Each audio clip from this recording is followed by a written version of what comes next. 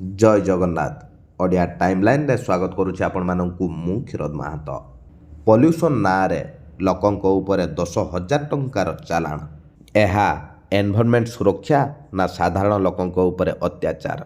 मु मानुछि pollution under control PUC certificate रो उद्देश्य भल। वायु प्रदूषण कमेइबा, परिवेश और लोकंक स्वास्थ्य को बंचेइबा। हेले फाइन रो परिमाण 10,000 ताहा केते दूर ठीक?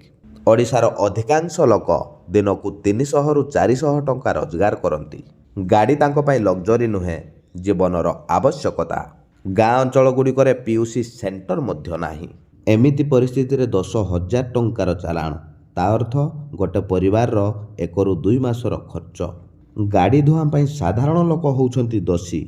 हेले बड़ इंडस्ट्री माइनिंग फैक्ट्री गुड़िकर बोधे पॉल्यूशन हुए नाही। ओडिशा रे mining, sponge iron, thermal power plant सबुठारु अधिक पॉल्यूशन करिथांती। तांको उपरे सरकार रो दृष्टि पड़ू नाही। मु निजे केन्दुझर रो बोडविल रे 15 वर्ष हेलाणी रही आसुछि। एठिकार रास्ता एते पॉल्यूटेड जे बाइक आरोहीटिया सामना को देखि पारे नाही। जो कारण पाई बोडविल अंचल रे डेली एक्सीडेंट रे लोक प्राण हरौछंती। आउ एठिकार लोक माने धूली धुआं को निश्वास रे नेई नॉर्मल लोकटिएर आयुष 70-80 वर्ष थिला बेले 50-60 वर्ष बयस रे ही मृत्यु मुखरे पड़ुछंती। जो जड़ा बोडविल अंचल माइन्स गुड़िकर पैसा पाई सारा ओडिशा कोन सारा देश चलुछि। से अंचल मुख्यमंत्री मोहन चरण माझी निजे बिलंग्स करती। कौन सतरे सी एठिकार पॉल्यूशन देखि नाहंती ना जानी शुणी देखा जाऊ नाही। मोर कहिबा माने मोर क्वेश्चन आईन उपरे नुहे, आईन रो इम्प्लीमेंटेशन उपरे। पीयूसी सर्टिफिकेट पाई 10,000 टंकार फाइन तो आगरू रहिछि।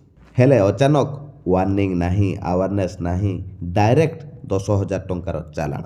जदि सरकार सतरे पॉल्यूशन कमेवा पाई चाहुछंती, पीयूसी को कड़ाकड़ी भाव में लागू करबा पाई चाहुछंती, ताहाले फास्ट टाइम ऑफेंस वार्निंग आकार रे 500,000 टंकार फाइन नै पीयूसी सेंटर प्रति पंचायत ब्लॉक रे खोली अवेयरनेस कैंपेन चले बड़ इंडस्ट्री गुड़िक उपर स्ट्रिक्ट एक्शन नहीं आईन टी को धीरे धीरे कड़ाकड़ी करवा उचित। वर्ष वर्ष आगरू पूरा ढिला छाड़ी दे अचानक जगह जगार कैमेरा लगे स्ट्रिक्ट एक्शन नवा सनातनी हिंदुत्वर विचारधारा सहित आग को बढ़ुवा बीजेपी सरकार को एनवायरनमेंट को बंचेबार ना नहीं साधारण लोक को दबेवा भली कार्य आगामी निर्वाचन रे पछकू टाणी नेब निश्चिंत।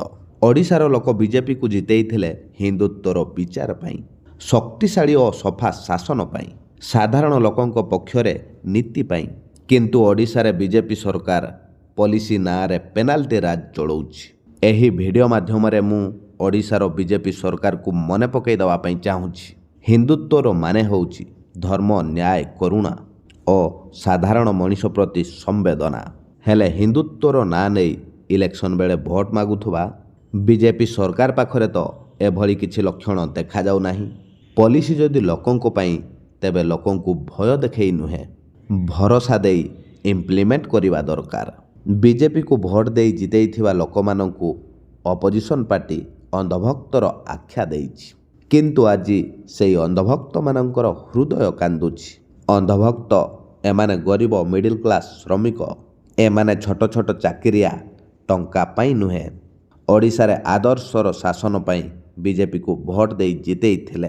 अंधभक्तटीए बीजेपी को भोट देइथिला हिंदुत्व पाई, न्याय पाई, शक्तिशाली शासन पाई एवं साधारण लोकंक सम्मान पाई। अंधभक्त माने आज कहउछंती आमे बीजेपी को भोट देइथिलु शोषण पाई नुहे, आमे हिंदुत्व उपरे भरोसा करिथिलु फाइन राज उपरे नुहे। आज अंधभक्त कुहा जाउथुवा लोक माने अंध नुहे, सेमाने प्रश्न करुछंती किंतु प्रश्न करिवा अंधता नुहे, ताहा होउछि लोकतंत्र।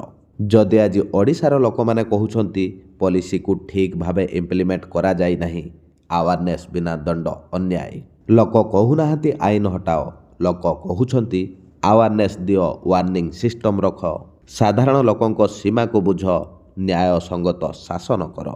ताहाले मो मतरे निश्चिंत बीजेपी सरकार को या उपरे पुनः विचार करबा उचित। ताहाले एबेकार वीडियो रे वर्तमान पाई एतिकी। पुणी देखा हबो आपण मानक साथरे नेक्स्ट वीडियो रे। सेतबेल पर्यंत मु आपण मानक पाखरु विदाय नउछि। धन्यवाद।